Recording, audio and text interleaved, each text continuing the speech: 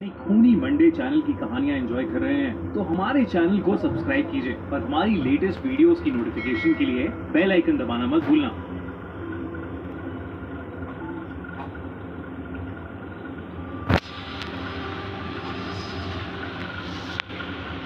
Haunted girls college Mumbai के जुहू में बहुत ही पॉपुलर गर्ल्स कॉलेज है SNDT कॉलेज, जिसमें दो बिल्डिंग्स हैं।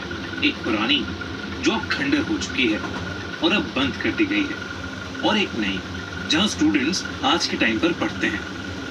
ये कहानी उस पुरानी बिल्डिंग की है जिसे लोग हॉन्टेड मानते हैं।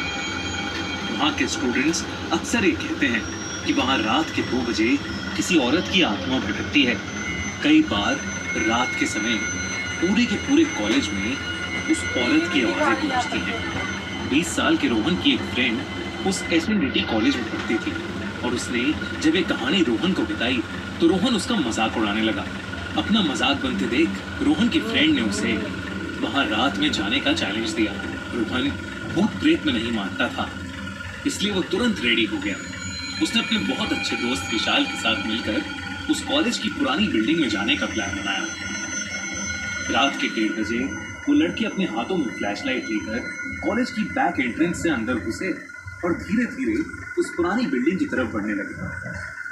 बिल्डिंग की हालत इतनी खराब थी कि विशाल को तो उसे देखकर ही डर लग रहा था।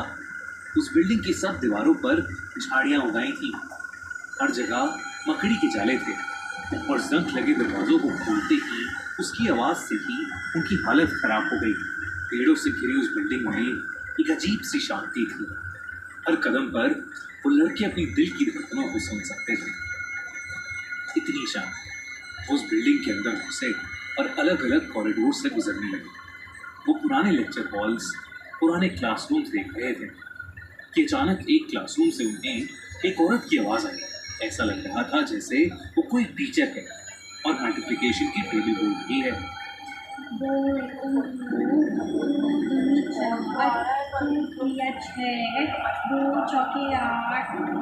विशाल उस आवाज को सुनकर बेहद घबरा गया, लेकिन रोहन को लगा कि शायद उनके साथ कोई मजाक कर रहा है। रोहन विशाल को लेकर उस क्लासरूम के पास गया तो वो आवाजें बंद हो गई, लेकिन उस क्लासरूम के पास पहुंचते ही उन्हें एक अजीब सी ठंडक महसूस हो रही थी, जैसे वो किसी फ्रीजर के बाहर खड़े हैं। रोहन ने हिम्मत की और क्लासरूम के अंदर गया। विशाल भी घबराते हुए उसके साथ गया। वो पूरा क्लासरूम खाली था, बस वहाँ टूटी फूटी चेयर्स और टेबल्स पड़ी थी, और एक पुराना सा ब्लैक बोर्ड दीवार पर लगा था। रोहन ने विशाल को कहा कि उस कॉलेज में कुछ नहीं है और ये आत्मा होने की कहानी सिर्फ एक अफवाह है।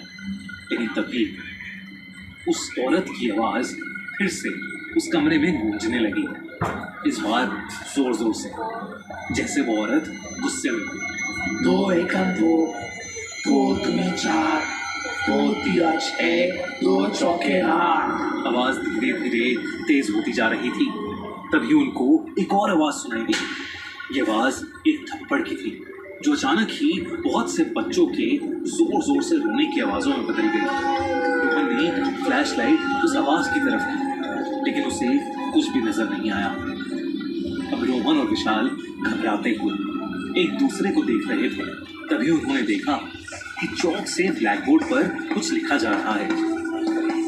उसमें लिखा था, मुझे यहाँ मारा गया था और अब मैं अपना बदला लेना चाहती हूँ। ये पढ़ते ही दोनों दोस्तों की रूह कांप गई और वो डर के मारे थरथराने लगे। वो फौरन उस क्लासरूम से निकलकर नीचे भागे, लेकिन जैसे ही वो उस पुरानी बिल्डिंग के बाहर पहुंचे, रोहन ने देखा कि उसका दोस्त विशाल उसके साथ है ही नहीं। वो कुछ देर बाहर से विशाल को आवाज लगाने लगा, लेकिन विशाल नहीं आया। तभी रोहन की नजर फर्स्ट फ्लोर के क्लासरूम की खिड़की पर गई और उसने देखा विशाल रोते हुए उस खिड़की को पीट रहा है, लेकिन वो खिड़की नहीं टूटी। रोहन अपने दोस्त को इसे छोड़कर नहीं जा सकता था। वो विशाल को ढूंढने के लिए हिम्मत करते हुए फिर से उस पुरानी बिल्डिंग के अंदर चला गया। रोहन फर्स्ट फ्लोर के सारे क्लासरूम्स को देखने लगा, लेकिन विशाल नहीं था। अचानक बाहर तेज बारिश शुरू हो गई और बिजली कड़कने लगी। डर के मारे रोहन की आंखों में आंसू आने लगे थे। तभी उसे उस औरत की आवाज फिर से आई। 2 एकम 2 दूनी 4 2 तिया 6 2 चौके 8। उस क्लासरूम से जिसमें वो पहले गया था, हिम्मत करके जब वो वहां पहुंचा तो रोहन के होश उड़ गए। विशाल क्लासरूम में नीचे बैठा रोता हुआ किसी औरत को देखता हुआ 2 ही टेबल बोल रहा था। 2 एकम 2 2 दूनी 4 2 तिया 6 2 चौके 8। उस औरत ने एक काली साड़ी पहनी थी। वो धूल मिट्टी में लिपटी हुई थी। उसके बाल बिखरे हुए थे और उसके हाथ में एक स्टिक थी और वो उस स्टिक से विशाल को डरा रही थी। और जब रोहन ने ध्यान से उस औरत का चेहरा देखा तो उसके रोंगटे खड़े हो गए। ऐसा लग रहा था जैसे उसकी खाल सड़ चुकी है। पूरा चेहरा फूला पड़ा था और उसकी आंखें एकदम सफेद थी। रोहन ने डरते हुए विशाल का नाम पुकारा, लेकिन विशाल रिएक्ट ही नहीं कर रहा था। तभी उस औरत का ध्यान रोहन पर गया। उसने अपनी गर्दन रोहन की तरफ घुमाई और अपने खौफनाक चेहरे से रोहन को देखकर पागलों की तरह मुस्कुराने लगी। वो अपनी चेयर से उठी और धीरे धीरे रोहन की तरफ आने लगी। रोहन घबराकर नीचे भागा, लेकिन सीढ़ियों पर उसका पैर फिसल गया और वो सीढ़ियों से नीचे गिरकर बेहोश हो गया। कुछ देर बाद रोहन की आंख खुली तो वो विशाल के फ्लैट पर था। विशाल ने कहा कि जब वो उस पुरानी बिल्डिंग से बाहर निकला तो रोहन उसके साथ नहीं था और फिर उसने रोहन को फर्स्ट फ्लोर की खिड़की पर दर्द में चिल्लाते हुए देखा। विशाल ने कहा कि क्योंकि वो जगह भूतिया थी इसलिए उसने अपने बाकी 2 दोस्त वहां बुलाए और रोहन को उनके साथ ढूंढने अंदर आया। और तब उसने देखा कि रोहन सीढ़ियों के पास बेहोश पड़ा है। उस औरत की टेबल पढ़ने की आवाजें और बच्चों के रोने की आवाजें पूरी बिल्डिंग में गूंज रही थी, जो कि उस रात सबने सुनी। इसलिए वो देरी ना करते हुए रोहन को ऑटो में बिठाकर विशाल के फ्लैट पे आए। रोहन ये सब सुनकर शॉक था। उसने अपने साथ हुआ पूरा किस्सा सबको बताया। इस घटना के बाद उन सबको यकीन हो गया था SNDT का गर्ल्स कॉलेज हॉन्टेड है और वो दोबारा कभी उस पुरानी बिल्डिंग के आसपास भी नहीं भटकेंगे। SNDT गर्ल्स कॉलेज भी फंक्शनल है और वहाँ के स्टूडेंट्स आज भी इस कहानी से डरते हैं।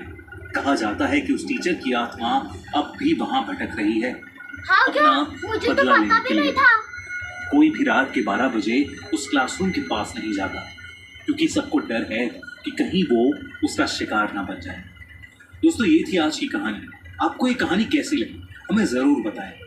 अगले एपिसोड में फिर मिलेंगे एक दिल दहला देने वाली हॉरर स्टोरी के साथ। तब तक के लिए like, share and subscribe to Khooni Mandal.